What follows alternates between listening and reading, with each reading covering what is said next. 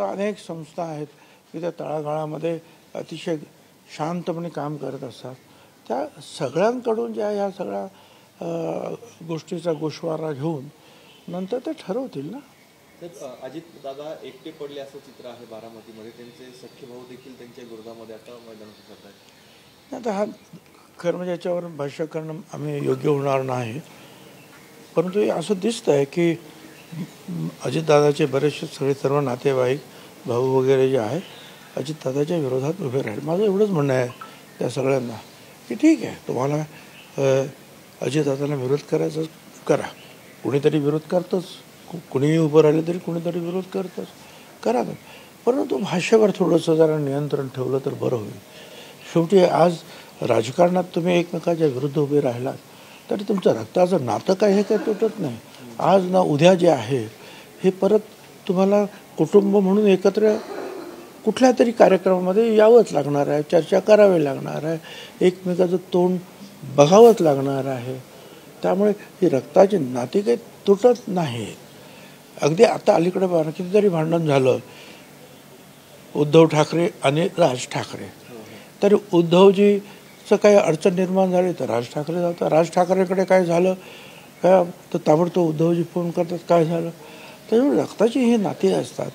तर हे लक्षात ठेवूनच जे आहेत ही वक्तव्य केली पाहिजेत असं माझं मत आहे. धन्यवाद. गटाच्या मंत्र्यांनी 1 महिन्यापूर्वीच राजीनामा दिला होता असं रोहित पवारांनी धनंजय मुंडेंना टोला लागवला. काय झालं? रोहित दादा काल असं म्हणाले की राष्ट्रवादीच्या एका अर्थात अजितदादा गटातल्या एका मंत्र्याने 1.5 महिन्यांपूर्वीच राजीनामा दिलेला आहे आणि ते कृषी खात्याशी संबंधित आहे आणि कृषी खात्याची अनेक कामं जी आहेत ती त्यांनी राजीनामा दिल्यामुळे होत नाही असं प्रत्यक्षपणे त्यांनी नाव न घेता बोलले. माझ्याकडे तसं काहीही माहिती नाही. अजितदादाच्या एकाच मंत्र्याने राजीनामा दिलेला होता, 16 नोव्हेंबरला दिला होता. तो छगन भुजबळांनी दिला होता. कारण मी त्या अंबडच्या ओबीसीच्या रॅलीला मला जायचं होतं, त्याच्यानंतर रॅली घ्यायची होती. त्याच्यामुळे असं नको किंवा सरकारच्या विरुद्ध मी काहीतरी बोलतो आहे म्हणून मी माझा कॉन्शियस क्लिअर करण्यासाठी ज्यावेळेला कुणीही राजीनामा मागितलेला नव्हता त्यावेळेला मी अगोदर राजीनामा दिला आणि नंतर गेलो. परंतु नंतर मुख्यमंत्री आणि दोन्ही मुख्यमंत्र्यांच्याबरोबर चर्चा करून त्यांनी सांगितलं की तुमचं मत तुमचं असू शकतं, ओबीसीचं सुद्धा मत मांडायला काय हरकत नाही, लोकशाहीमध्ये ते मत मांडू शकता, राजीनामा देण्याची आवश्यकता नाही. ठीक आहे, तो मला माहिती आहे राजीनामा, बाकी दुसरा राजीनामा नाही माहिती. अजित पवार हे राजकीय अपप्रवृत्ती आहे, त्यांना संपवायला पाहिजे असं विजय शिवतारे म्हणाले आहेत असं एकनाथ शिंदेंनी समजवलं. आता प्रत्येक जण जो आहे ना आता वेगवेगळं जे आहे एकदा राजकीय या आखाड्यामध्ये उतरल्यानंतर जसं आता सगळ्याच ठिकाणी जे आहे डिटोरेशन सुरू आहे, सगळ्या क्षेत्रांमध्ये आहे. ते मेडिकलमध्ये असेल, शिक्षणामध्ये असेल, आणखी कशात तसं ते राजकारणामध्ये आहे आणि निवडणुकीमध्ये सुद्धा.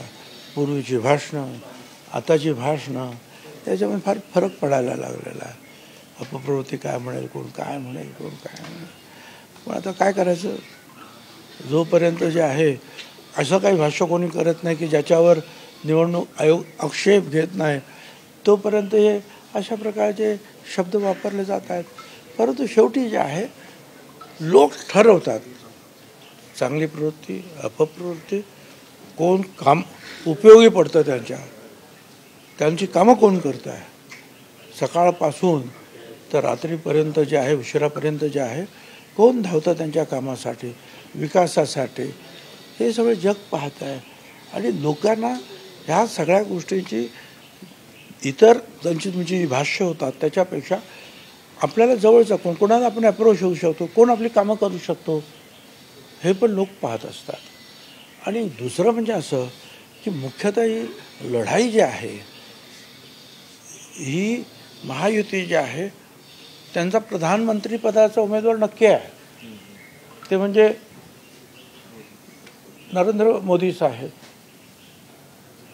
त्यामुळे मोदी साहेबांसाठी काम करण्यासाठी महायुतीमध्ये जे जे लोक आहेत त्यांना काम करावंच लागेल.